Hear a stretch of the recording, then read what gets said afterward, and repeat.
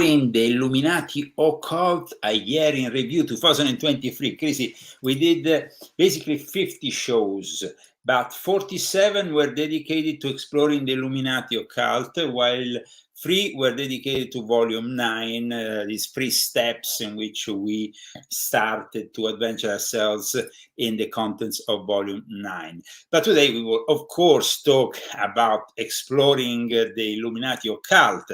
It's been a long year, but filled with info, filled with knowledge. We learned a lot of stuff about the occult this year. Absolutely. And so here we are with the Dance Macabre on the last show of the year. And of course, next year is going to be a different format, but we're still going to entertain you every now and then with the specials dedicated to the occult.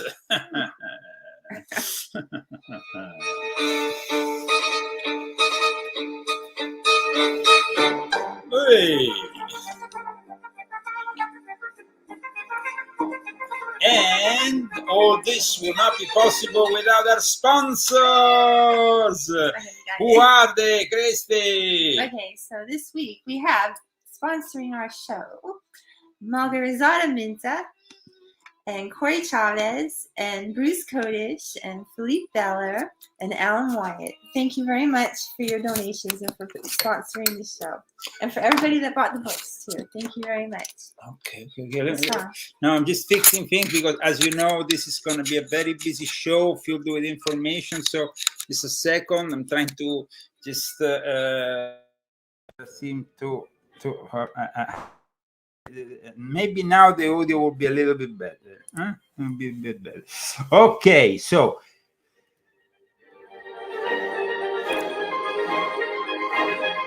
the last dance of the year. I hope everybody had a very Merry Christmas. Yes. And we had a nice Christmas, and we played Jenga.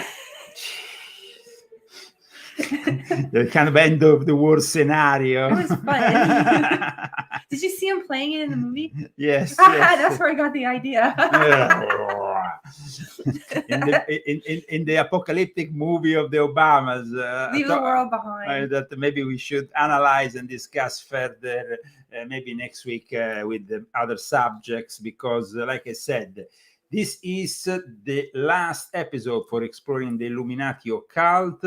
47 episodes dedicated to really digging deep, and so today we will adventure ourselves, and we have to be quick because 47 episodes describing them.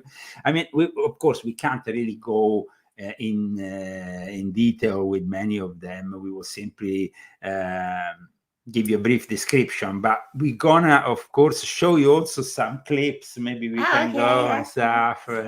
You can check out how we were dressed. I don't know. I mean, we are no longer transmitting on Facebook, but as you know, they banned us. They banned us. No reason. They just didn't. And I'm off Facebook, by the way. I got off of there about a month ago, and my life is so much better. But in any case, we are on Band.video, so you will be seeing this video also on Band.video, and not the whole series of the Exploring the Illuminati is available on Band.video. So for those people who are following us on Band.video and want the whole series, where we will play. We will put together a set. I don't know how you do it, but with the YouTube playlist. Yes. A playlist on our main YouTube channel dedicated to the English speakers. Okay, that would be great. And so you will be able to at least follow the whole series from episode 1 to episode 47, which was basically dedicated to Eliphas Levi. That was the grand finale we had. Yeah. So how did we start all this, though? We started with an episode 1, which I would like to go and check out, because it's nice to go and pick up and see what we were doing. It started a year ago. It was a very long year, filled with information, of course. The Occult Illuminati has never been a superficial show. It starts from the very... Actually, today, we could add also a couple of elements along the way. But let's go to episode number 1. Episode number 1, I want to make a brief account of what episode number 1 was. It was really like introducing Hermeticism, introducing really the science of the Magi, explaining certain concepts. Here we are. And, is that the New Year's one? It was on New Year's. It was pretty much immediately after, because we started right at the beginning of the year of 2023. So let me see if I can play. It seems like maybe I have a couple of problems here. No, okay. I sorted out. Sorry, guys. I just had a problem here in the numeration. It's not going to be high quality. We're going to simply show you what we were doing right when we started this whole adventure, thanks to our sponsors that we really have to thank. Actually, we would like to dedicate, first of all, an applause to our sponsors before we continue. So here we are with the applause for those people who have helped us in 2023.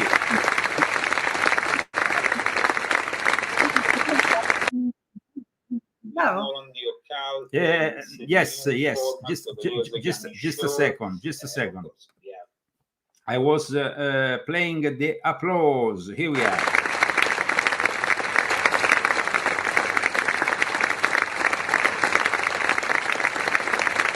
Maybe I have to be done with the presentation.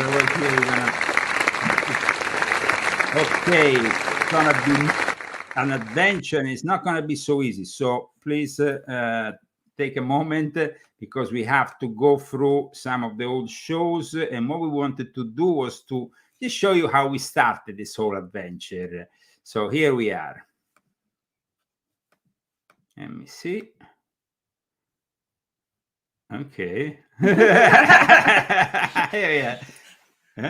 Welcome to our new Saturday evening show. Christy, this is the first time we are broadcasting at 5 o'clock, around 5 o'clock in the evening of Saturday. Yep. So this is a experimentation. We're going to do different experimentations in various times, in various days of the week. Of course, we're going to be focusing a little bit more on the occult in this new format for the Leo Zagami show. Of course, we have also the regular news that, if relevant, we're going to talk about. If not, no. So welcome everybody. So at the time, I noticed we were still mixing elements of the news also with the occult. What we discussed, though, of course, in the first episode, I just want to make a brief synthesis of it, because it's definitely historic, the first episode. So let's go through the main elements of the first episode. We talked about the Emerald Tablet. We talked about the Key of Solomon. We talked about the Lesser Key of Solomon. We started to basically adventure ourselves into the introduction of not only Hermeticism, but its connection with old rituals, and starting from ancient times, and how it reflects also in the philosophy of the early Illuminati. Then we went on to episode number 2. Number 2 was probably a more controversial one, because we started to talk about a deal with the devil. We talked about the Faustian bargain. It was interesting. There were extracts from old movies like The Faust of Murnau from 1926. Yeah. We can go and check out also this episode. Why not? I mean, it could be interesting to see for a second to also how we were doing with a subject that was definitely a very dark subject, to say the least. This time, of course, I'm not going to start from the very beginning of the show. I'm just going to pick up from the middle of the show to see what we were doing. Raining over here. Hi Alison, hi Orlando Furioso. There's some Italians also who are, of course, tuning in. The show today is going to be a particular one. Get ready. The dance is always there, though. The dance is always there. Because, of course, there is a lot of talk about the Illuminati and their pacts with the devil. So I guess that today we're going to finally reveal what's really a pact with what is a deal with the devil. Christy, what do you think about all this? What does it make you? Let's close up on Christy. Face of Christy. Show, because shut up! With an article that just came out on the Telegraph and was picked up by MSN, and it's a very important article to show how the youth is being directed to I Satan. never answered the question. And also, Okay, so maybe you can answer the question. What's the question? The Faustian bargain. Yes, so the pact with the What do I think of devil. it? Yes, I think it's a stupid idea. it's a foolish You idea. pay with your soul, so who wants eternity with Satan in hell? It's not a nice place, so it's pretty dumb. Our friend Bruce, one of the sponsors, says that the Faustinian bargain was probably one of the best of the series. Well, like I said, if you're following us from Branded Video, you can go on YouTube and you can actually find the whole series on the YouTube channel, the Leo Zagami Show. Welcome to the Leo Zagami Show with Leo and Christy Zagami. We are kind of, it's an end of the year kind of scenario. So we are relaxed, we are not too serious, but we are serious because, the subjects are definitely serious subjects, but we would like to make them a little bit lighter. Oh, well, that's good. You're always so serious. Why did you take that one's mine? It doesn't work. This doesn't work. It used to work. It doesn't work. What happened to the whistle? I know.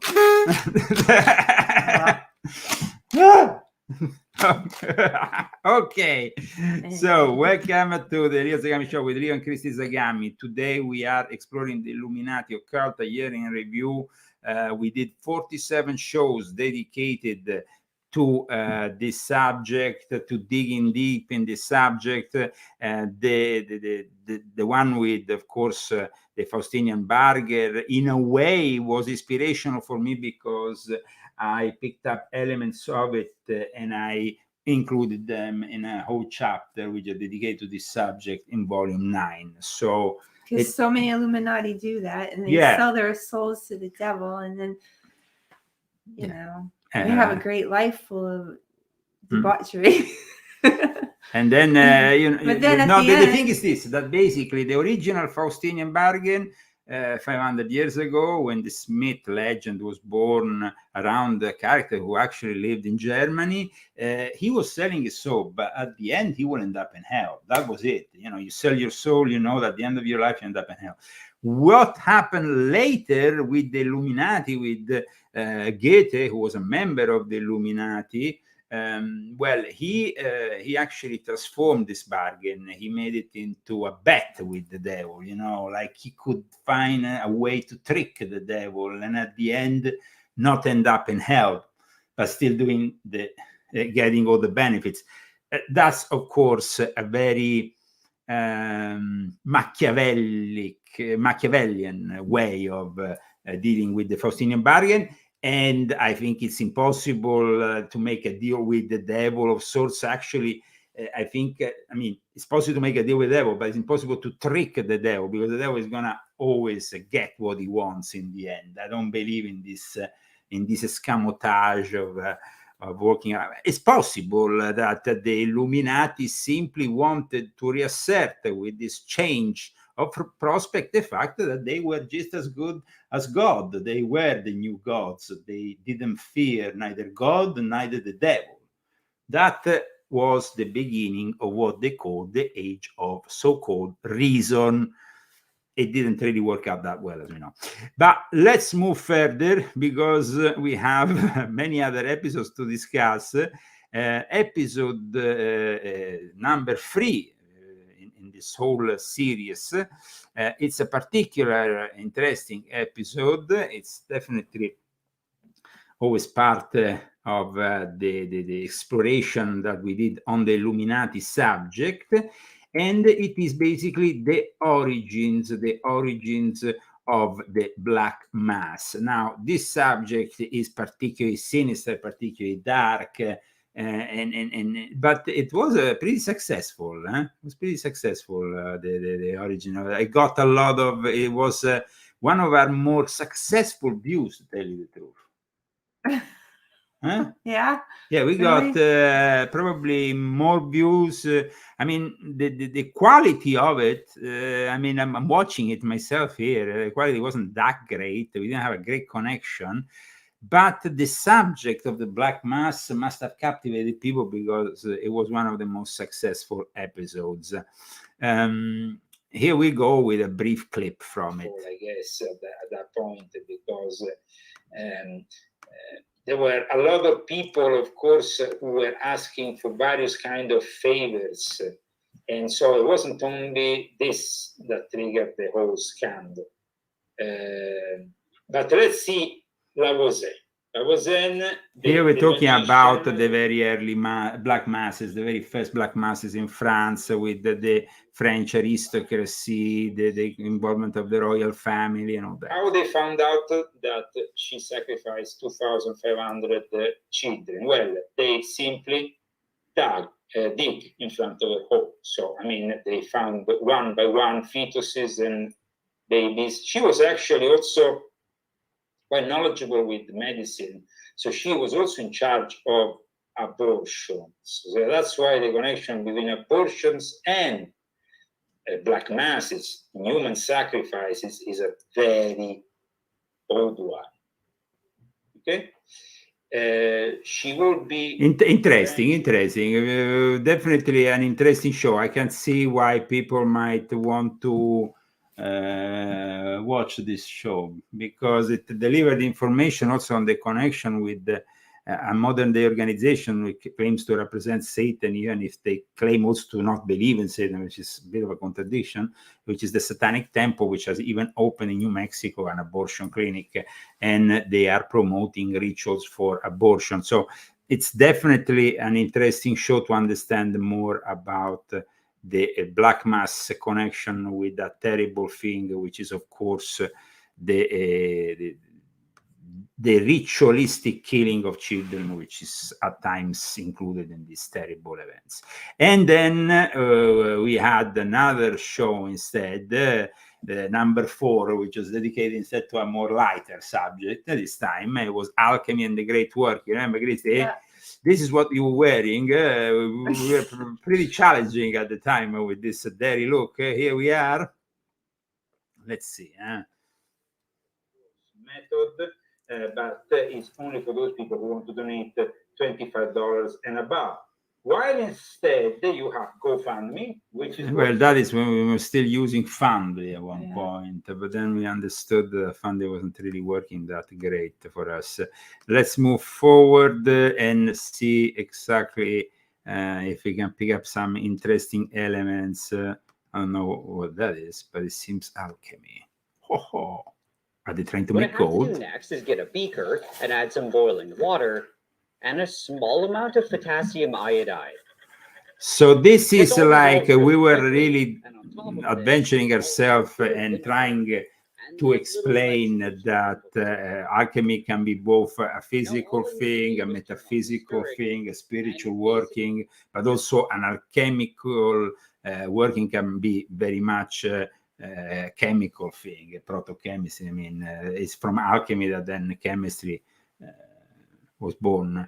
So the illumination, the enlightenment, the transfiguration, the ascension, the realization of what all this is, it takes people years to even grasp some of the concepts that, of course, we are discussing today, because the attempt to change the metal lead into gold is something that can influence Hollywood. Something that we can discuss in Bolivia compassion. I mean, something spectacular. But transforming the lead of ignorance into the gold of enlightenment, that is a different matter. And it's this was an interesting element that we picked up from that show, actually, interesting part of that show. No?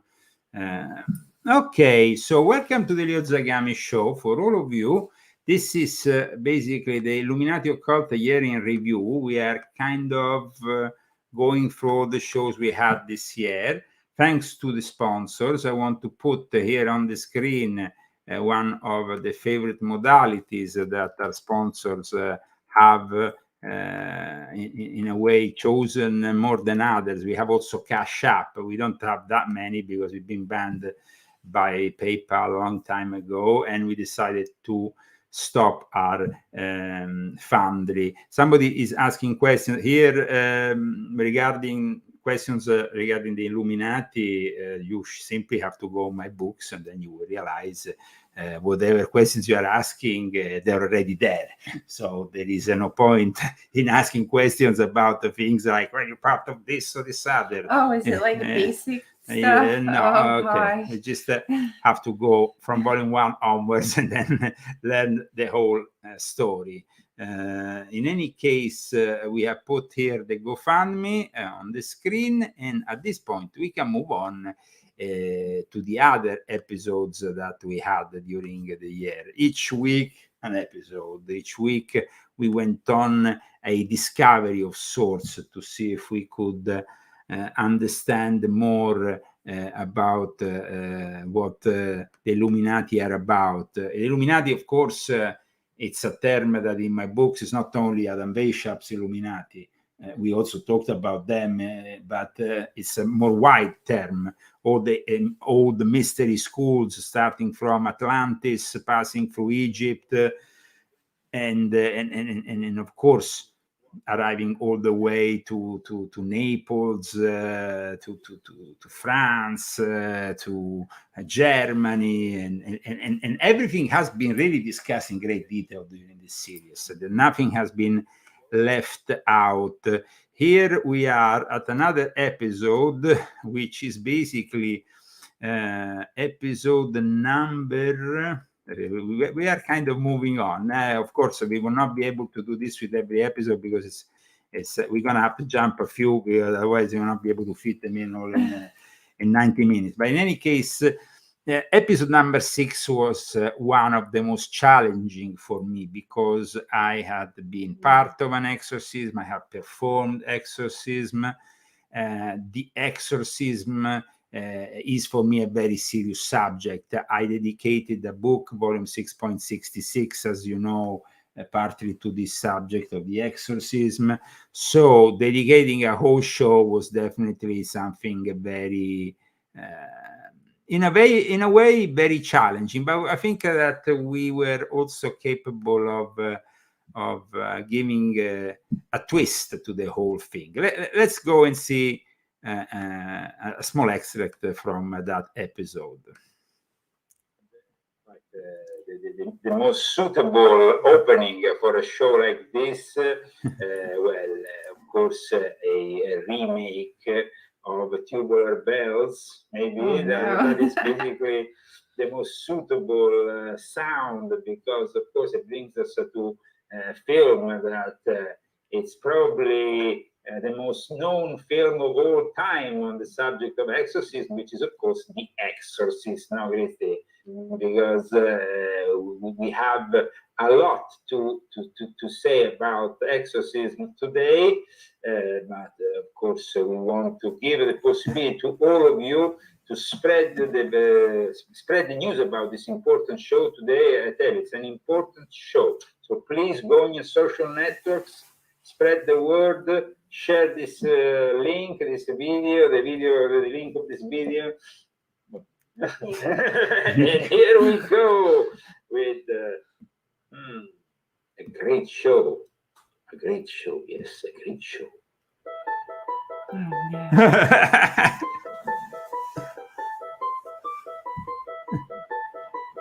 It's a classic, of course. It's a Jesuit classic, by the way, because everything behind this movie was taken care by the Jesuits. So it was definitely a interesting episode for us, the exorcism subject, and we can just skip forward. Maybe you can see a little bit what we were talking about here. Let's see. Of course, YouTube permitting, but also everything else permitting, because when you're discussing this kind of subject, you never know what happens. Maybe because through alcohol, drugs, or other things. But this is basically What happened? The ancient art of molybdomancy. molybdomancy. That can do also. Okay, so what happened? Fortune telling with lead in water. Okay, when I was exorcised by Madame Fula Take in the metal your hand and shake well, Egypt, imbue it with your I energy. think that's what they're doing. Once that's done, place it into your ladle. See, you use put the any lead. hot plate. It can be used as a method for divination, but it can also be used to trap the demons with this boiling lead that is poured into the water, and it captures the demons once she does the ritual. The person does the ritual. In my case, it was Madame Fula. It's very well-known exorcist. Did it form like a horn? Yes. Horns? In one of the demons, the bigger one, it had literally, it looked like a demon with the horns. It was incredible. I was shocked when I saw it. Ooh. And it was about 200 demons that she captured with this operation. Now, like I said, I have become myself an exorcist at one point, but I also was exorcised myself. And I was exorcised in the Muslim tradition and also in the Coptic church in Egypt. And this happened in Cairo. And that's what basically we were discussing and we were showing that day. And we can maybe show more. It was really interesting. Let's see. Being poured in the water. I'm going to show a little bit what happens during this exorcism, because we have some images here that people can see. We don't have a video, unfortunately, but we're showing, of course, the video of the DVD. Yeah, this is the kind of See what exorcism. happens? You put yourself under. Now, I must say, I didn't even have this cloth on top. Yeah, I it was had scary. just the lead poured on top there of the water bowl. This is the lead, this is the water bowl. And this is basically a kind of exorcism that is highly effective, and it's also done, like I said, in the Yiddish Jewish culture. And it's a very, very powerful kind of exorcism if you want to really capture the demons. So let's continue. For a few minutes. Because you can pick tell out from what comes out, you know, what you had. You can also use it for divination. Item that now should be an interesting shape.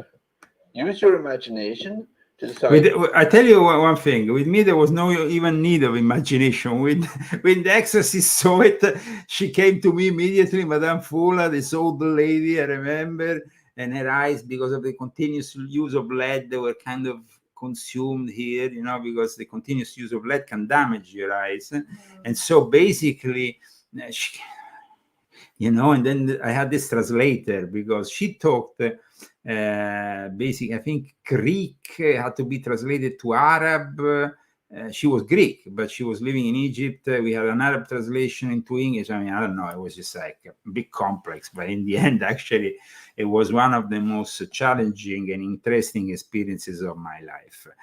So I talked about it also in volume 6.66, in partly in other.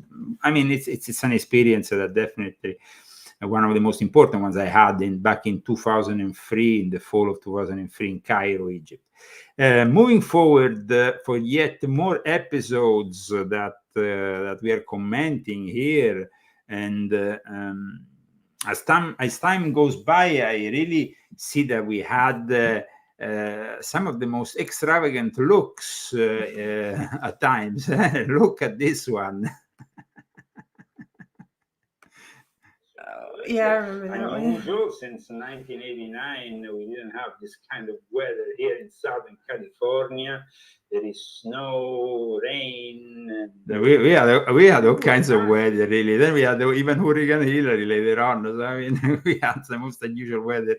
This show was about initiation. This show was episode number 8. It was about initiation. And these initiations that I picked up from different cultures to really make also people understand the concept of initiation, how it's found broadly in all traditions. You did it? Yeah, you did. I learned it. I mean, No, I you did did it before the Master Mason. The same. That's why. Talking also about your initiation, Yeah. You did every single degree, but you did the. I think you did either the first and second together. You did the second and third together. I remember, because of course we were traveling every time to London for Christy to get. I went 2 times though for my initiation. Yes. For the initiations, yes. And of course, you have then also another form of Freemasonry, which was very important for Adolf Hitler. It's a secret form of Freemasonry, Turkish Ottoman Freemasonry, which was the teachings were transmitted to Adolf Hitler by Rudolf von Sembotendorf of the Thule Gesellschaft. What did he learn from? Because the thing is, you learn certain things, but then you don't have to abuse them. Even in Rosicrucianism, you learn a lot of things, but you don't have to abuse them. Some people, though, think that you can also have a self-initiation into certain faculties. Like I said, it's impossible, though, to have a self-initiation into something like temporalism or Freemasonry. These are all certain mystery schools of old. So, how was, Christy, your experience with initiation, This and did this actual show kind of make you realize a few things about your own initiation? Yeah. Yeah, absolutely. Huh? Welcome to the Leo Zagami show. This is an unusual show. It's an end of the year show. I hope it finds you happy, joyful, in good health in your home, enjoying the festivities. We are approaching the end of the year. Many people will probably watch this show right at the end of the year or at the beginning of the new year. To all those people, happy 2024. It's going to be a really important year. It's going to be a year that might shape up the future of America and the world. This is for sure. Then we can, of course, hope for the end of one war or the end of another war, but how things are shaping in the world scenario, I mean, I don't want to be the Nostradamus of the situation. Nostradamus for 2024 basically has made 3 important prophecies that seem to indicate one, some turbulence in the English and British monarchy that will bring an end, a sudden and abrupt end to the reign of King Charles III. And I don't know how that's sincerely possible, but there is also an indication about a possible war, a war that indicates maybe the arrival of China in this war scenario filled with conflicts, and so a third world war, and it seems to be also a war that will be fought on the sea a lot. So that might be a reference to maybe Taiwan. Taiwan is, of course, an island outside of China, but it is all about the sea, surrounded by the sea. Then you have Japan. So if a war starts in Taiwan, it will be a different kind of war from what we see in the Middle East and what we see in Ukraine. It will be a maritime, a naval war. So that could be also, there is then another interesting also, it's not prophecies, really, it's how can you say, these visions, these quatrains that then also have to be interpreted of Nostradamus. seem to indicate that we will have a lot of terrorist attacks. Now, we all have to be very careful, especially in the next few days, because with what is happening, of course, in Gaza, the whole terrorist, it's increasing again, and there is the possibility of some big terrorist attacks. So we don't want to ruin your New Year's Eve, but just keep an eye open, because it's not the best time in history to go out and enjoy yourselves. This is, of course, a few things regarding 2024, but as you know, we are reviewing 2023. The Illuminati Occult Review is bringing us a lot of the shows. Sincerely, I can't remember them all. I wish, actually, maybe in the future, what I can do is to literally write a book based on this experience that lasted a year, which also brought me to do a lot of research, along with, of course, exposing a lot of research on my books. I had to get my mother to send me hundreds of books from Italy. Yeah. It's been You're surrounded by books. surrounded by books. But another interesting episode was number 9. Interesting, why? Because we talked about the subject of sexual magic, and it is a controversial subject. It is a subject that, of course, some people, sexual magic is a very important thing. And we went right to the roots. We started with, of course, Pascal Beverly Randolph, one of the pioneers of sexual magic in America and in the world. This was Pascal Beverly Randolph. Okay. Now, I'm talking about this guy because imagine in a time in which there wasn't really many occultists who were colored, let's say, he started to talk about sexual magic. And he's, in America, of course, a black man. So, I mean, it must What have are you been... trying to say? I'm saying that it was a little bit difficult for him because, it was a little bit... But he was also problem, a dear friend of Abraham Lincoln. Reach his own... but he had a fan. And who was his number one fan? Or one of his fans? Let's see. What year was it? It's a famous person, a person that everybody... Aleister Crowley? No, Abraham Lincoln. You were like... Yes. Of course, Aleister Crowley picked up later on the teachings, of course. Friend, new Pascal Beverly. It's basically, there is some controversy on there is even some people who say he was a member of his Rosicrucian fraternity, of his mystery school, this Eloise's rites after he created. So, I mean, Abraham Lincoln, we're talking. Well, an interesting episode also, the one on sexual magic, that's for sure. Welcome to the Leo Zagami show. Leo and Christy, welcome you into the new year. Yep. 2024. What are your expectations, Christy, for 2024? The only thing I want is Donald Trump back in the White House. That's it. That's my biggest wish. Okay. So here we bring the Oracle of Trump. Trump, tell us what you think. Basically, all I've done is keep my promise. Amber, yes. So that's how it is. Put like, spread the word, because in 1 week the news starts, and also we can say the Zagami Trumpian propaganda machine for the year 2024. I guess if you don't like Trump, you should probably tune out. Tune out. One thing, just to make it clear, guys, it's a make it or break it situation, no? Yeah. And it's also the year in which I should also become American, so I can finally vote and give my vote to this great president, who is Donald J. Trump.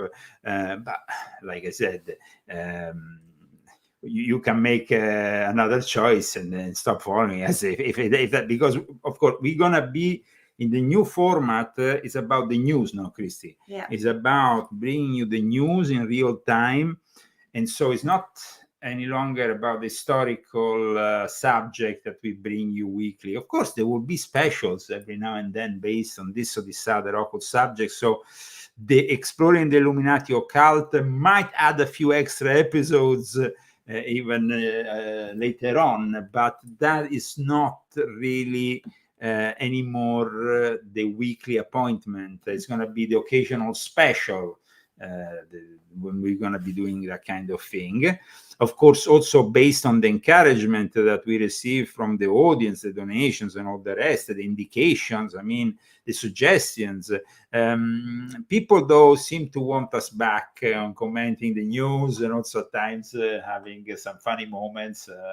Like we want to take call. I keep asking him because that was my favorite when we used to take callers, but he doesn't want to. The problem with the callers is that they messed us up with the algorithms here, because some of the callers say certain things and they trigger the algorithms on YouTube. I guess how many channels do we have when we did the news? How many did they take down? They take down a lot. And how many? And we kept they took down 17 channels. And we've kept this channel for a whole year. How many subscribers do we have now? Like over 5,000? No, definitely.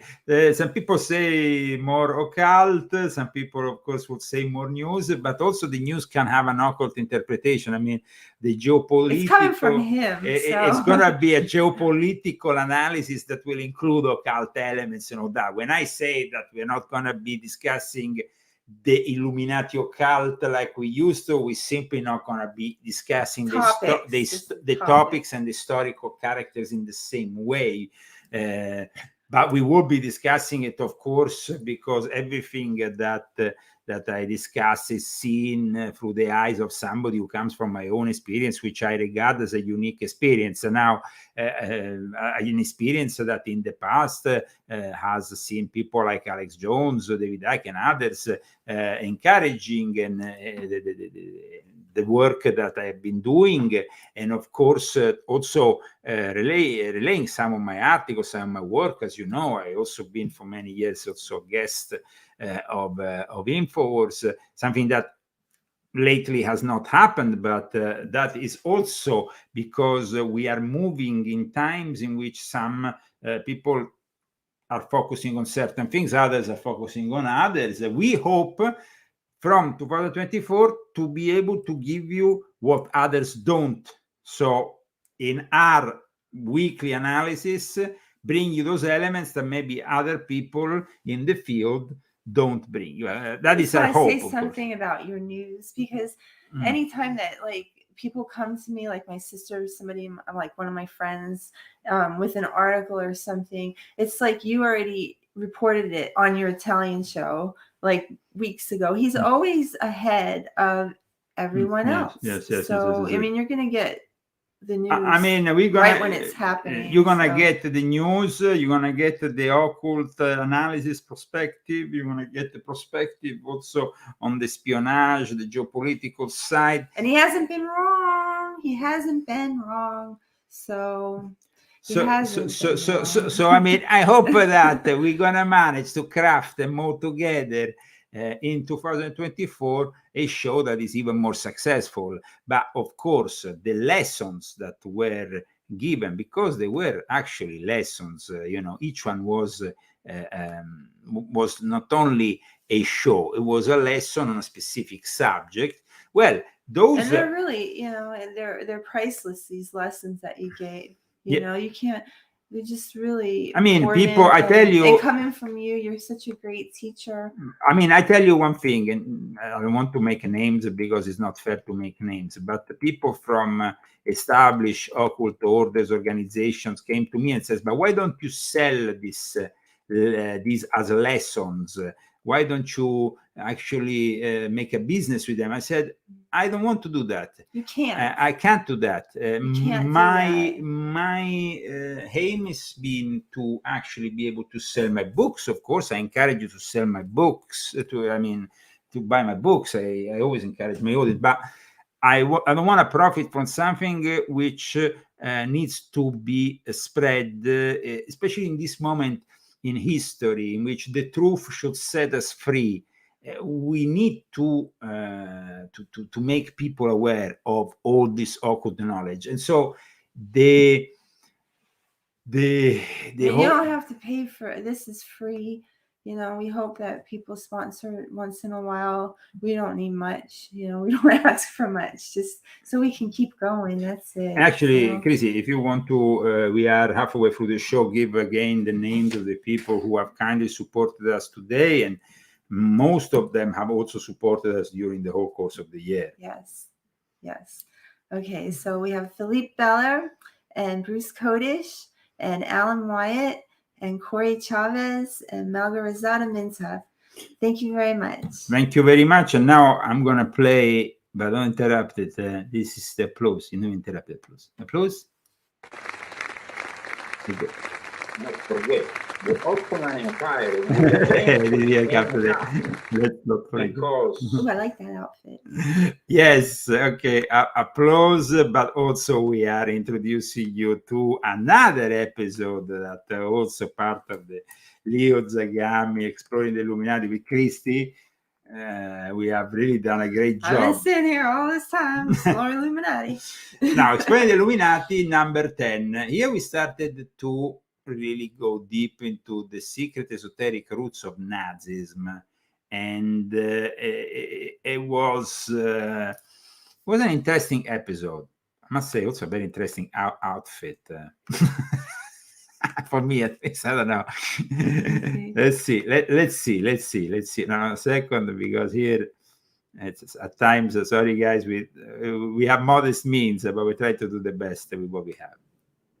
of a Sabbatean Frankist conspiracy, but also a Masonic one in a way, led by certain Masons, and also there was a lot of anger because they thought that the last Sultan of the Ottoman Empire betrayed the Ottoman Empire because when he married a Jewish woman, that led him to become weak, and then the empire fell. So at that point, apparently, the secret society swore revenge against the Jews, but they needed to have somebody who could trigger this revenge.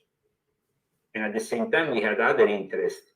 We said the Sabbatean Frankists. Now, let's not forget that in Turkey, the Sabbatians that's where Sabbatai Zevi used to live, and that's where the Domne became part and still exists today. Basically, crypto Jews that don't practice the Islamic religion, but in reality, they practice in secret their own Jewish religion, which is Sabbatianism, which is, as we know, Satanic. Now, Rudolf von Sengotendorf became, he was adopted under Turkish law. I mean, he was pretty old to be adopted because at this point, it was like he was adopted. Adopted, big I saw that. One can be adopted also as an old age. They used to do that back in the day, especially by aristocrats, because by the adoption, they will also transmit their title. That's how Jean-Pierre Giudicelli got his Marquis title. Wow. So it was an adoption, but not an adoption in the traditional sense when you are a small child. Hello to Corey, also brother Corey.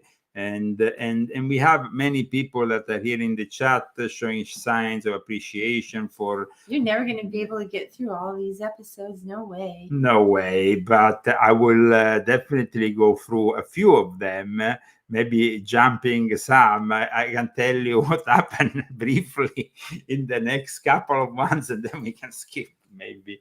So then we can see maybe the more interesting ones. So what happened later on? I mean, we just saw, of course, this starting with the esoteric side of Nazism, but that we went inevitably into the Rosicrucians. The Rosicrucians also come from Germany. The Rosicrucians were a subject that we absolutely needed to touch at this point of our explorations. Ooh.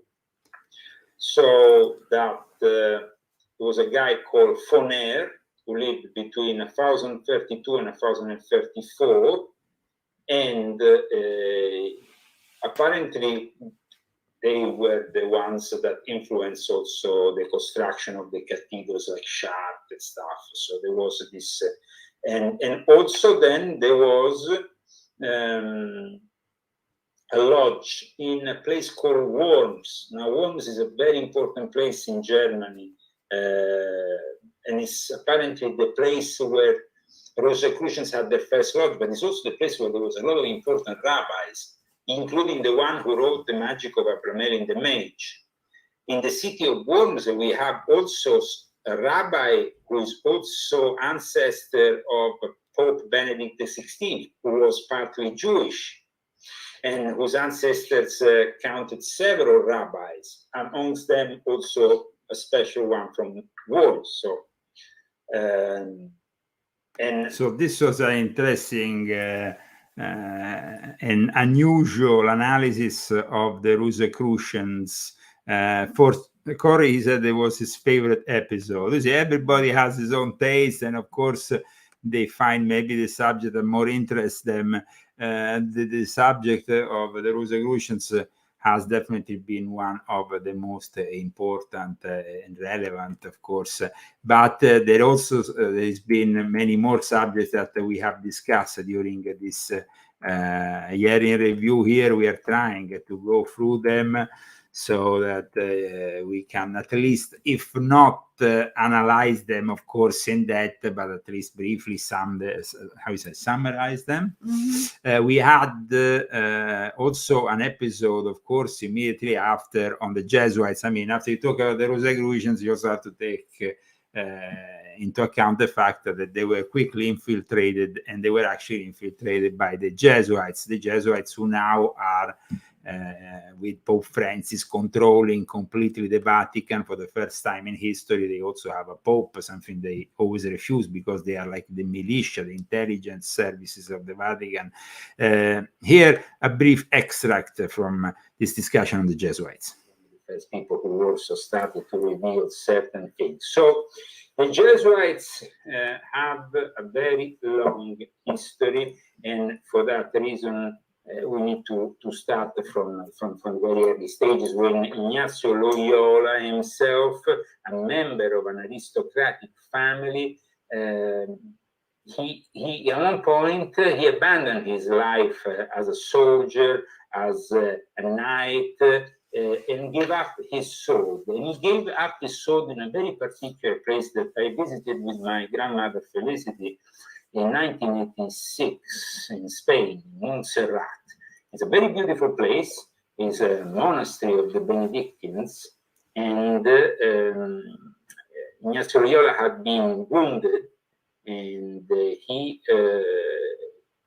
basically wanted to find himself in this beautiful place. I mean, it's 60 kilometers from Barcelona, so it's not very far. It's almost like from where I used to live near Rome and going to Rome. It's 16 kilometers, it's quite close.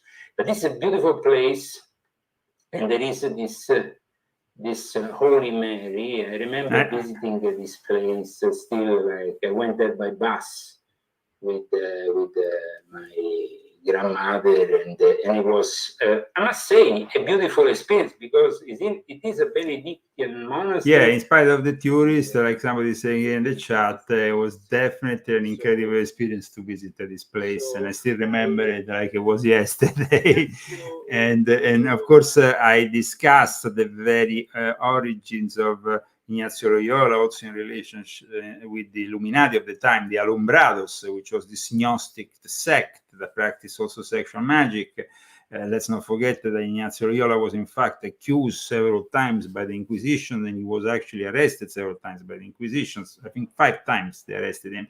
And at one point, he literally had to leave Spain and go to Paris because of his involvement with the Alumbrados, with the Illuminati. And then in 1530, he gathered his friends and collaborators in this university in Paris, created the original team that then 10 years later managed in a place I know very well, which I actually used for the reawakening of my order, and we went many times for lunch, which is basically now a castle which has inside also a restaurant, and it's the castle there in Tivoli near Rome, where Ignazio Loyola was received by the Pope of the time, and there the Jesuit order started in TV. And that Yes, castle? yes, Really?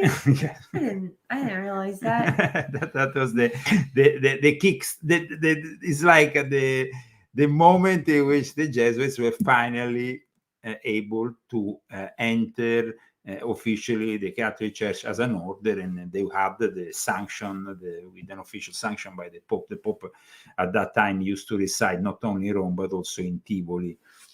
As Tivoli was connected to one of the most important families, the d'Este family, that also created the beautiful Villa d'Este, which is also there in Tivoli. In fact, they call it Tivoli. Tivoli is like synonymous of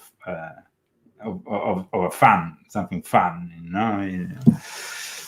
Okay, so we are reviewing here, and we are going through the various episodes.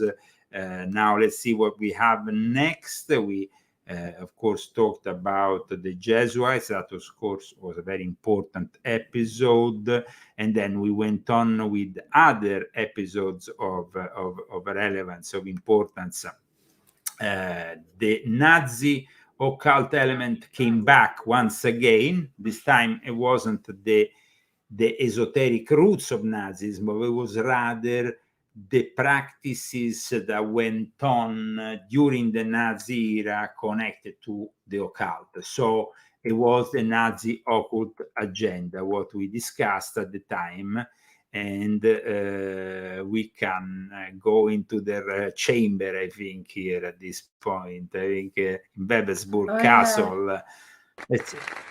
Apparently, where No, we had some applause here. No, the applause went on their own. Sorry, extra applauses. I don't know for who, not for the Nazis though, for their chamber. Okay, here. Okay.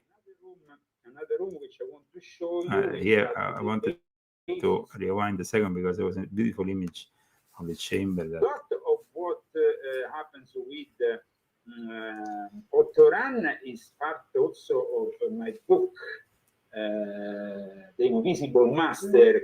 Can you pick it up from there, maybe just a second? When I picked up The Invisible Master, so there was a small break here, and then I guess we discussed the Webbersburg chamber, where is basically an interdimensional, multidimensional portal that, in a way, the Nazis created with hell and these the entities, I guess. That had a certain degree of success. It was published in various languages.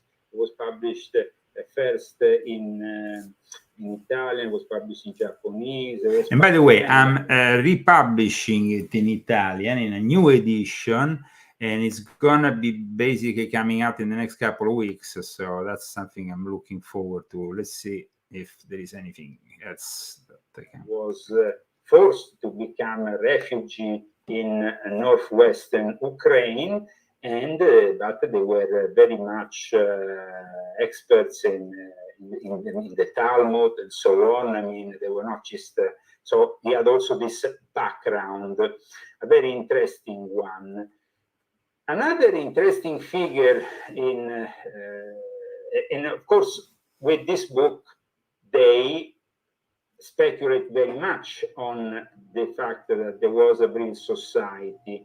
There is also the Vril society. That was the subject of speculation, which involved also Maria Orsic and the so-called Vril Damen, who apparently were used as channelers, as mediums for transmitting from Aldebaran this technology that then was allegedly used to construct, to build these UFOs, these Nazi UFOs. It was definitely an interesting episode. So let's move because we have so many that it's gonna be, like Casey said, almost impossible to have to see even a brief extract from each one of them. It will probably take us hours. In the number 15, however, we went into a subject of interest for me, which is aliens, UFOs, and demons. And we discussed the Tifonian OTO, Kenneth Grant. And I think it was an episode that many people appreciated, also because we had the most extraordinary book. Let's go and check. This what was it? Christmas Oh, no. again? And the importance also, we have, for example, talked very much in my latest book about the importance of Aleister Crowley.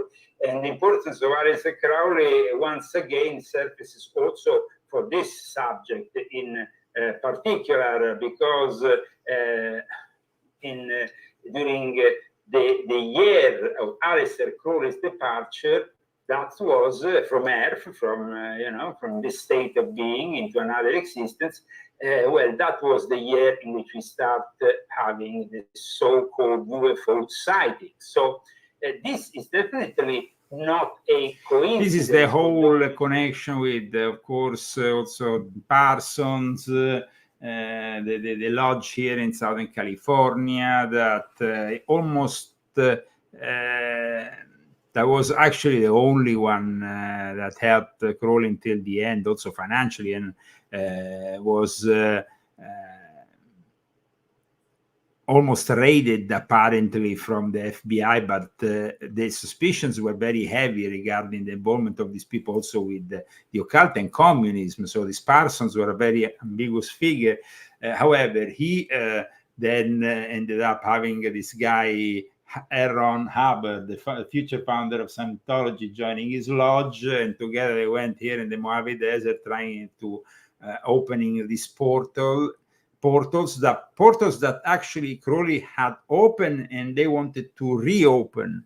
So Crowley was a guy who had visited Southern California, who had actually visited LA, who had said that the people in Hollywood were a bunch of cocaine He found them to degenerate. That's pretty bad. I mean, for Crowley to say that these, Crowley was the most degenerate guy on the planet. So I don't know. I mean, what was going on? But in any case, he actually chose then Hollywood for the first Gnostic mass. So he must have not really hated. It was probably classic Crowley, saying, "Oh, well, these are degenerate cocaine." Well, what are you? Well, because I mean, in the 1920s, what happened in the Abbey of Telema in Cefalù was absolutely outrageous. So, but this episode was dedicated also to Kenneth Grant, the Typhonian OTO, because the UFO world, the so-called UFO world, has a lot of connections with both Theosophy and also, of course, with the Ordo Templi Orientis, connections which I have outlined in all my publication, especially volume 1, Invisible Master, but also volume 4.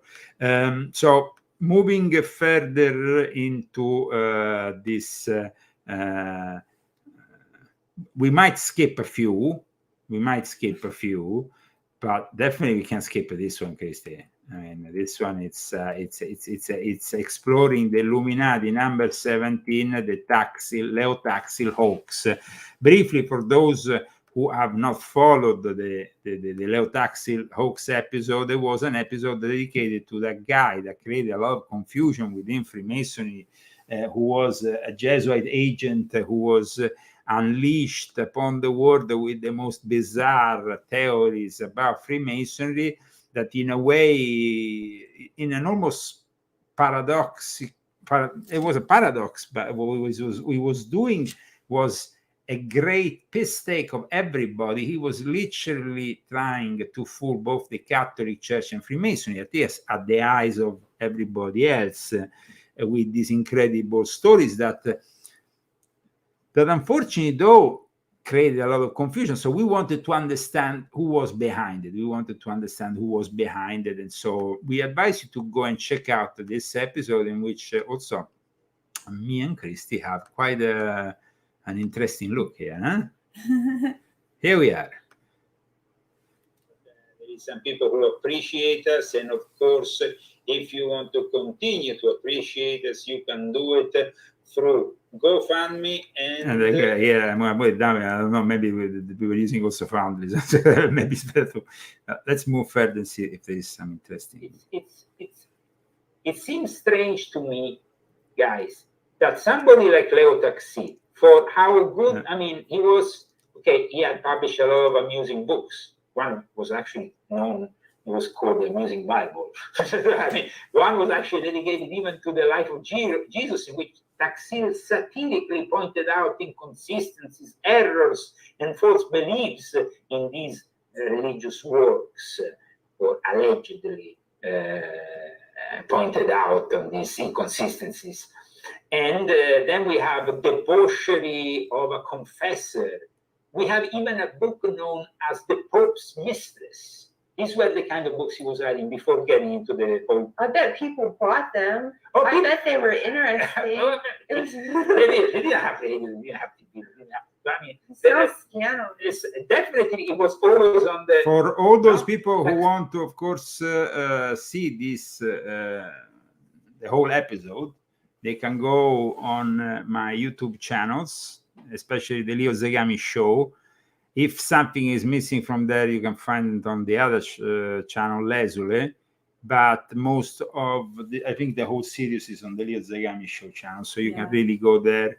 And Christy will soon create a playlist, so we will be able to have a whole section of the channel devoted to this great experience, which has been working for a whole year in the exploration of the most less known secrets of the Illuminati. And of course we had to discuss the quest for the Holy Grail. That was a quest that involved also me personally at one point, in a couple of occasions, both with Montuor and Alfesta. So I had to dedicate a whole episode to this subject, and here we are. The quality doesn't seem to be. We didn't have, of course, the high quality we have now. I guess in some of our technical things were a little bit. Now we are much better. It seems like also the quality and the connection seems much better. So here we are. Antonio Leonardo Montuoro character, because this guy who worked with Marinelli is a bit of a crook, you know, somebody typical Jesuit agent. Because you met him. For those who want to see this episode is Exploring the Illuminati Occult, Part 18, Quest for the Holy Grail. And as we are, of course, going faster and faster, so we can at least show you the main ones. We did 47 of them. We don't even go into the 3 steps extra that we did, because otherwise. This one, I remember. Which one was here? This one was this one. This is the infamous one. Yeah. I guess that this was very controversial, because this show here got us basically in the end to, let's say, get on Panda Video. Well, yeah, I don't know. Yeah. Unjust that you know. Who is that lady? It's a kind of like this burden, this economical burden is left only on the shoulders of a couple of people. So I think that you can all make.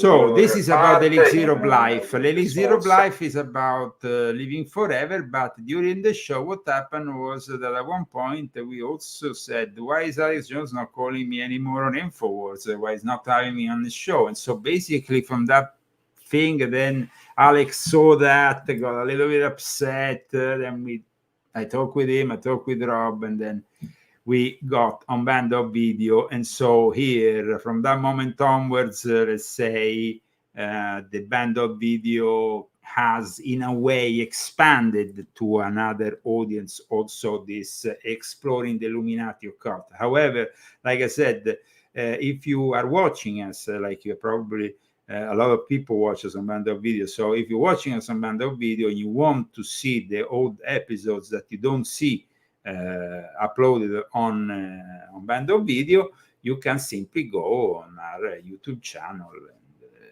Because we've been on here since July, so about 6 months. Yeah, on Band of Video. Yeah, so there is a lot of episodes. Half of them are missing. Half of them are missing, but we had a couple of episodes that were really successful. One was actually picked up and by InfoWars, and it went through the roof with the views. It went like over 100,000, and it was about Israel and the end times. Now another, here I'm gonna skip a few episodes because it's literally impossible to be able to see all of them. But there was this episode in which we were probably in the middle of the summer or something, I don't know, in which we discuss the voodoo and the New World Order. Voodoo and the New World Order, of course, there is also other episodes. This Voodoo and the New World Order was episode, I think, number 30. There has been also other episodes before that. I can briefly tell you what we discussed. There was, I think, a whole episode that regarded also spiritism, which was kind of interesting, and I think make us also realize the great influence that spiritism has had on the birth of theosophy, of also of modern Satanism even. So spiritism and the communication with the dead, in reality, most of the times a communication with demons. So that is really, but we had many other interesting shows also.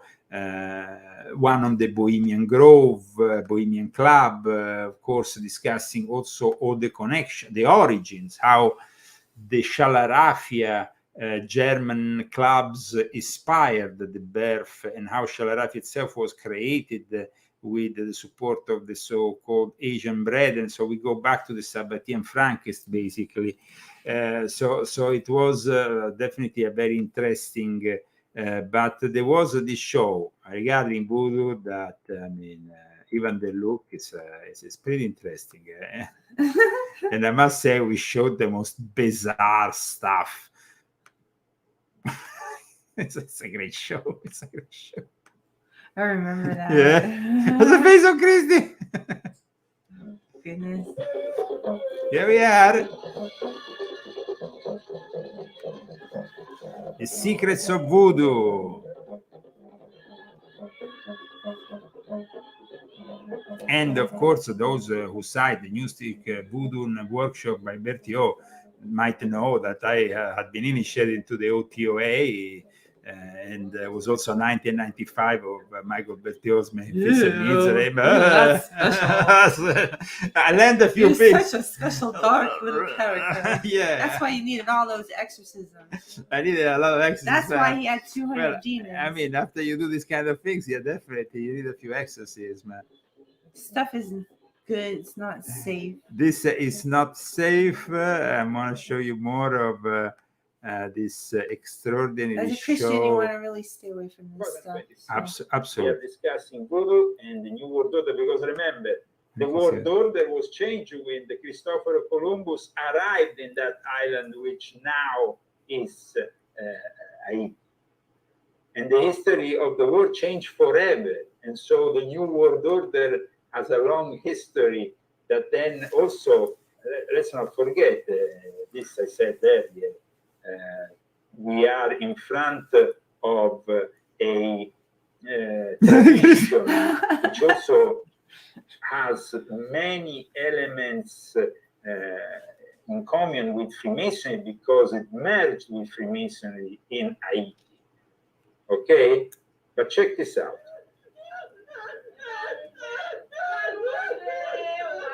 Oh no, this is the one I don't want to listen to. I don't want to listen to this again. No, turn it off. That's pretty bad stuff. No, I don't want to listen. I don't like this chanting. Serving the spirits. I Voodoo. don't like that.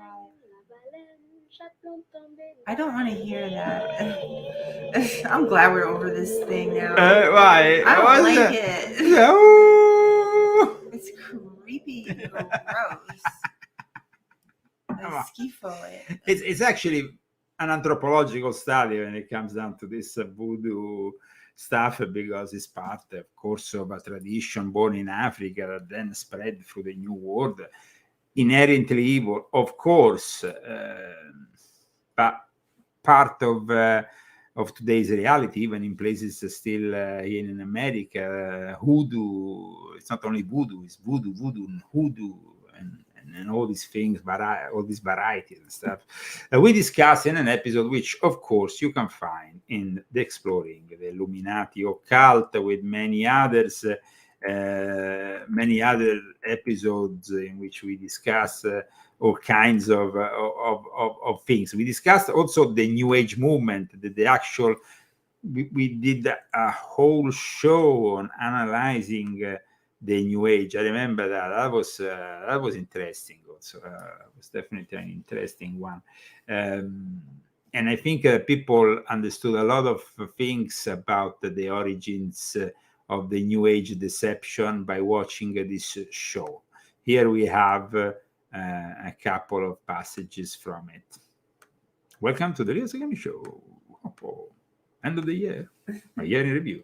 It's like I still practice mindfulness. Like I'm in my place where I'm doing, and I'm paying attention to what I'm doing. So I mean, because the New Age, like they always say to be mindful.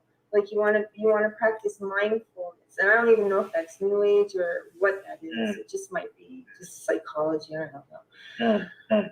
But well, we see that. I mean, how was this New Age born? Really, it was born because the Illuminati, the Age of Enlightenment, brought a lot of rationale into the equation. No, everybody tended to become, a scientific rationality was coming.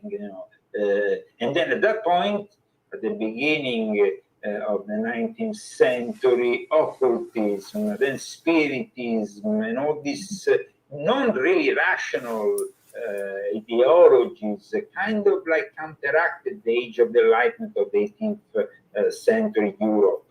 It kind of like was like,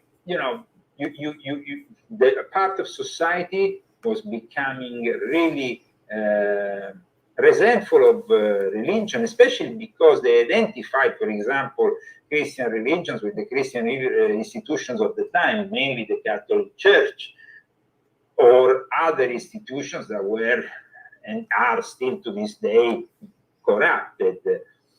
There seems to be,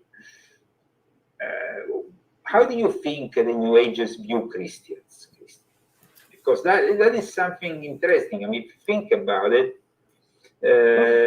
I mean, New Age came from a Christian mystic like Emanuel Swedenborg in a way, but then there is the whole Theosophical Society thing that brought all this Eastern thing, and then of course Franz Hartmann brought also his very wide knowledge of Rosicrucianism, and then everybody was bringing in things. So this New Age is very rich of elements. It has nothing to do with being Christian. You can't be Christian and practice New Age. So you just can't. It's not, everything on God's side is balance. And so you've taken the balance off. And so you can't really, you might think you're a Christian, but you're not. I mean, you're not really, because you're not listening to God anymore. So I talk about also the New Age in Volume 1.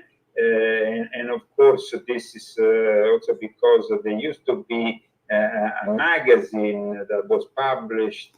Well, that was an interesting also delivery from Christian, her own personal experience regarding the New Age phenomenon. I'm not a fan. Not a fan, but you had to go through it to understand it, I guess. Yeah, I did. So I'm not sorry about going through it at all. We are, like I said, skipping through various episodes. Maybe we want to miss. What about the vampire one? Well, that is a lot later. Before the vampire one, we had the occult war, the egregor, this, that, and all the other. I mean, we had so many episodes. Of course, we need to wrap it up. So we are skipping from one thing to the other and trying to make people.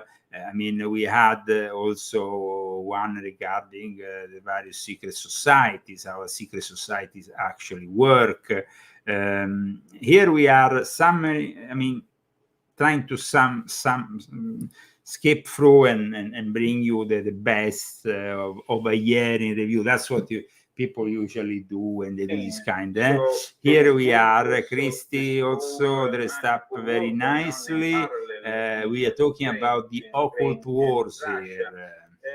So what happens here and why it's so important for me to discuss, first of all, the Second World War, because the Second World War was definitely the moment in which this fight was conducted full on between a force that was openly, not so covertly, occult like the Nazis, and one that was more covert about their magical war, which was, of course, Great Britain.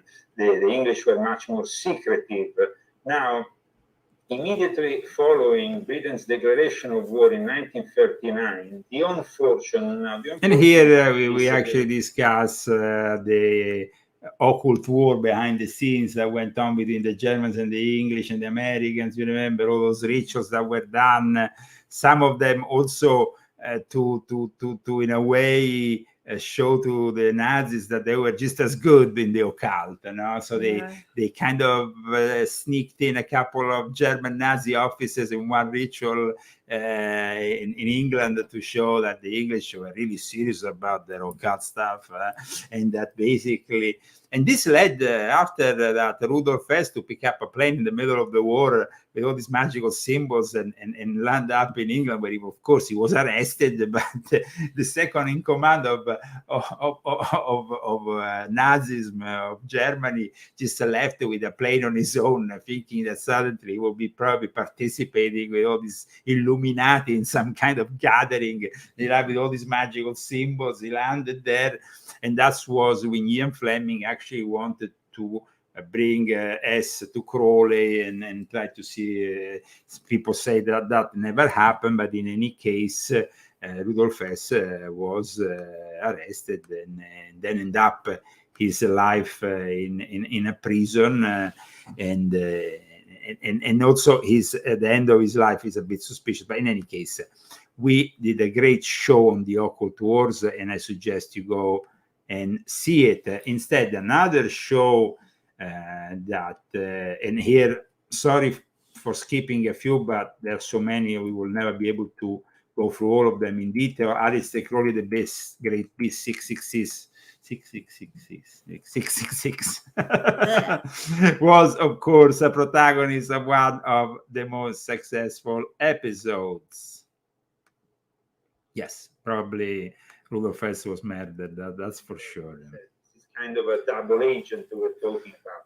Crowley was definitely somebody who is nowadays seen as a leader of the counterculture, but we need to understand his influence, and that's why I opened up this show by talking about his influence. And nowadays, of course, with Crowley being so popular on the internet, you see, he wasn't that popular until the 80s. But what happened was almost prophetic, because when Ilse Regardi, who at one point was, as you know, involved with Crowley, brought out with Pierre Stevenson this edition of The Legend of Aleister Crowley. He said something that I would like to, in his epilogue, which I find very interesting, which is actually a reference to the Book of the Law. And he almost saw the 80s like the years in which Crowley will, because it's true that Crowley was extremely influential in the counterculture of the 60s. Somebody says would be good to check the Abbey in Cefalù, what's left of it. No, it's not very good. Don't do that. I had my cameraman doing that. I warned him about not doing it. He just wanted to go in it, and after he went in, his life went to hell. So I mean, it's a cursed place. We have though a video of it. Actually, I can get it from Luga Luga, and I can show you what's left of the Abbey in Cefalù. You can just jump over the fence, basically.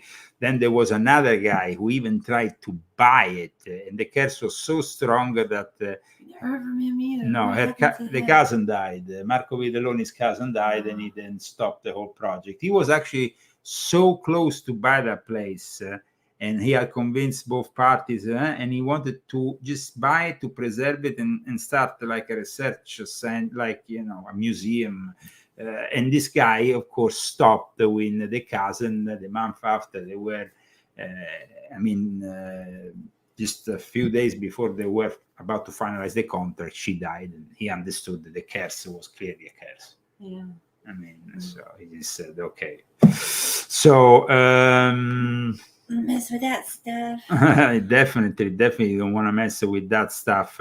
Another important show that we had was instead the one dedicated to spycraft and espionage. We also had a guest for this show, the author of a book. It was definitely a great show. I think that everybody appreciated also our James Bond style look for the occasion. You remember, Christy? Yeah, that was fun. That was fun. Here we are. And It is a technical branch of intelligence gathering, which serves to detect. It's like, basically, to make it simple, a little bit like CSI, crime scene investigation, somebody else said if Boleskine is cursed too. Boleskine is so cursed that in the last few years it went on fire 2 times. The second time it went on fire, it was completely destroyed. The actual intelligence, the British intelligence services with the OTO were trying to get this place. And like I said, there were 2 fires, but the second fire completely destroyed the whole place that was owned once by Jimmy Page, and it was the place where Aleister Crowley started to practice his infamous ritual for the magic of Ebermerin the Mage, which ended up instead evoking Lucifer in Cairo in the Great Pyramid of Giza, and then later on for 3 days, for a few days, he got this infamous also book of the law. In the espionage episode, we had the possibility of having also a great guest. It was probably the only guest we had in the whole series. Yeah, I think or maybe we had some guests when there was the UFO conference, some small clips, but this was the first really guest we had full on. Something that in one way or another has inspired, I guess, Ian Fleming. Yeah. I mean, Leo, I've read your books. They're absolutely amazing. I haven't gone through all of them, but I've read 666 and this guy is an academic and a guy involved in the intelligence field, a professional. So to have actually these kind of compliments from a profession is always great. So yeah, I mean, intelligence and the occult are closely linked. I mean, the first story, it comes up in the Bible as well. Moses sends spies to the land of Canaan as a reconnaissance team. He sent them to the land of giants. I mean, that's a very complicated story. Implies that in reality, in your book, you seem to imply that the first form of intelligence is military intelligence. For that reason. Yeah. And Sun Tzu, I mean, the art of war, it's about sort of a battle between generals. If you want to win a battle, you've got to know what your enemy knows, and you've got to know. It was definitely a very informative show. But I think all our show have been, and then we had, of course, later on also the one on the vampires. That was probably. You have to tell him. Okay, guys, this is incredible. Okay, I want to end up today's show with an anecdote. No? Antidote? No, the antidote? No, an antidote is a different thing. Well, I don't know. Okay, with the small story, let's say, okay? A small story of what happened to me this week in Palm Springs. Now, as you know, a few episodes ago, we dedicated the exploring the Illuminati to the subject of vampirism. It was also one of our most successful shows. People liked it very much. And during the course of this show, I also, of course, showed the not only the legends and stories of the real vampires, but of course also the connections with the Hollywood world, with the world of Hollywood. And I discussed also a film in particular, if you remember, and now I'm going to actually pick it up here if I can, because something really incredible happened. This is about synchronicity, guys. This is synchronicity. This week in Palm Springs, something really incredible. This guy who had recited the part of Albin Grau in the film The Shadow of the Vampire, produced by Nicolas Cage, Udo Krier. Let me show you, because what happened is incredible, guys. It's literally incredible. To create the world's most realistic vampire movie, Meet Count Olaf. You see the guy that is next to the camera is supposed to be Grau. Yeah. Not the that is the famous scene from Nosferatu, but this here portrayed by that great actor, which let me see the name of that actor, because the shadow. They're positioning around.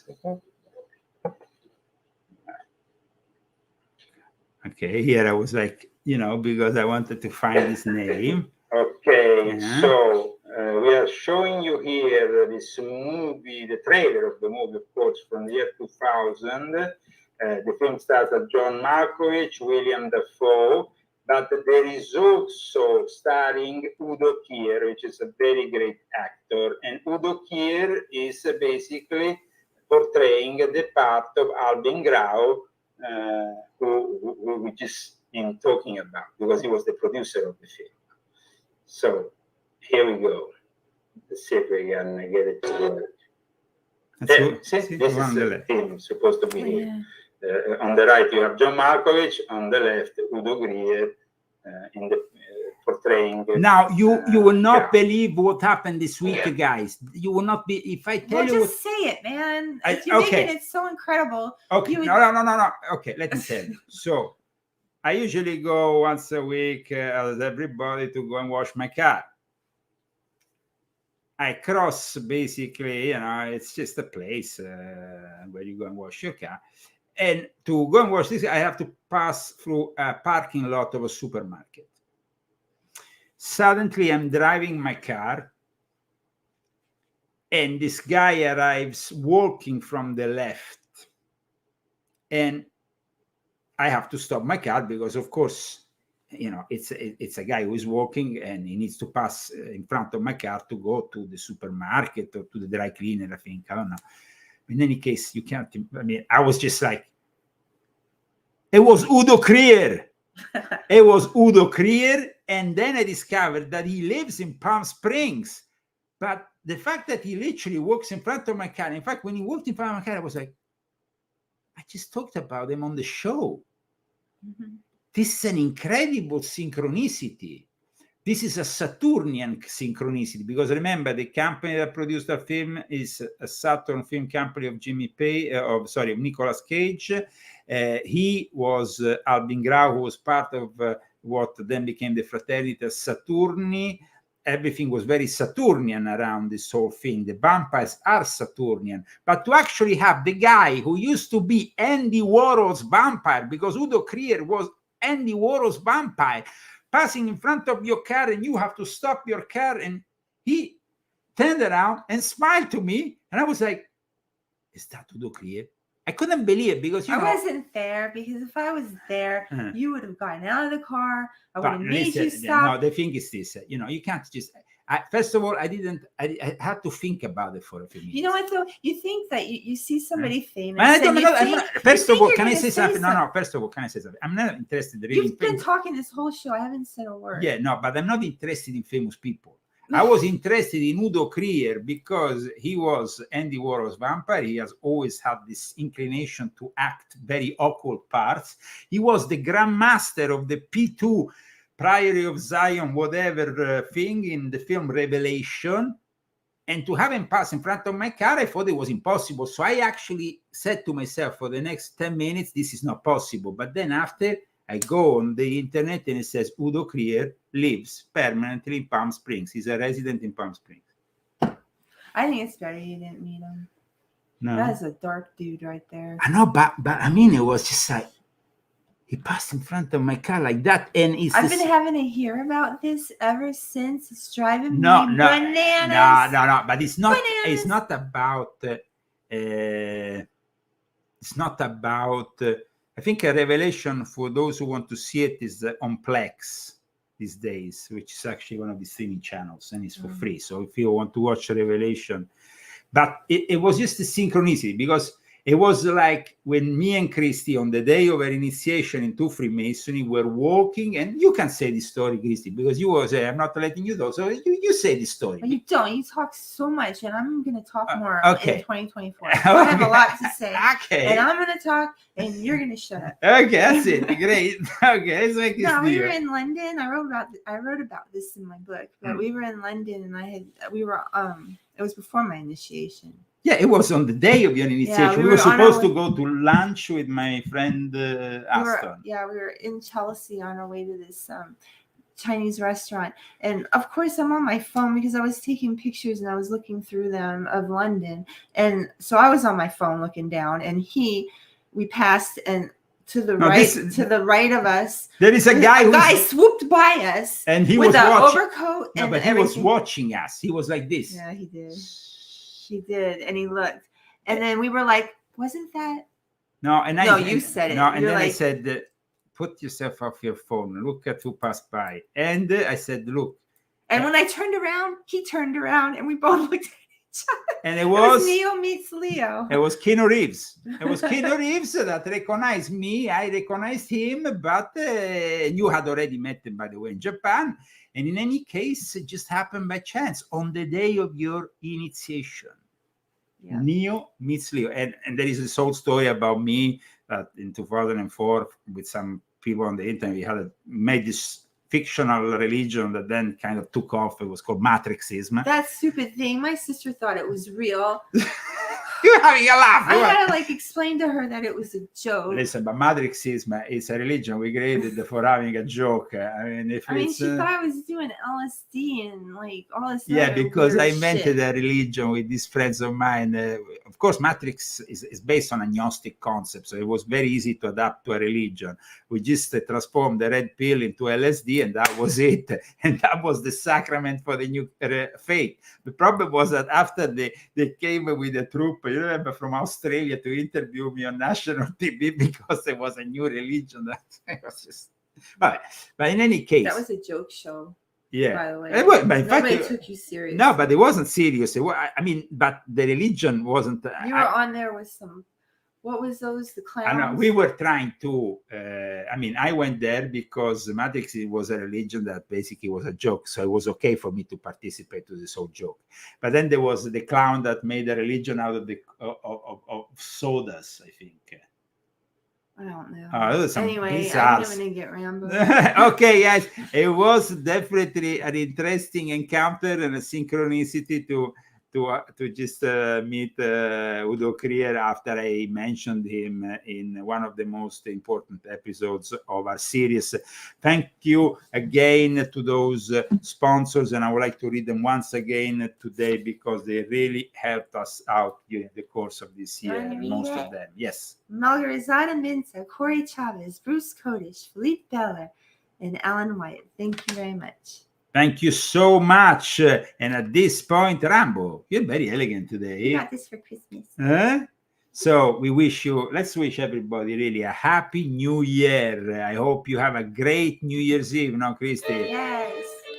Happy New Year. Happy New Year. Where is mine? Where is mine? What is Trump saying? What is Trump saying? Fox and Friends in the morning? They're very honorable people. Who cares about Fox and Friends in the morning? From this day forward, it's going to be only America first. Yay! See you next year. Baby, be nice. Be nice. Love you. See you next time. Next year, new format, still, of course, occult analysis, geopolitical analysis with me and Christy, but in a new format, commenting more on the news, also on what is happening right now, because we are entering a turning point in history, 2024. We need to report every single week what is happening, because this week will change the course of human history. This year. You said this week. No, this year. You said this week. No, I said this week, eh? Yeah. No, this year, 2024, the year that we most Not of this week. no, this year, the 2024 year, the year that we are now about to kickstart. What is the one that the other one? Oh, Yeah. son of Can you hear me? Yeah, so fine. Yeah.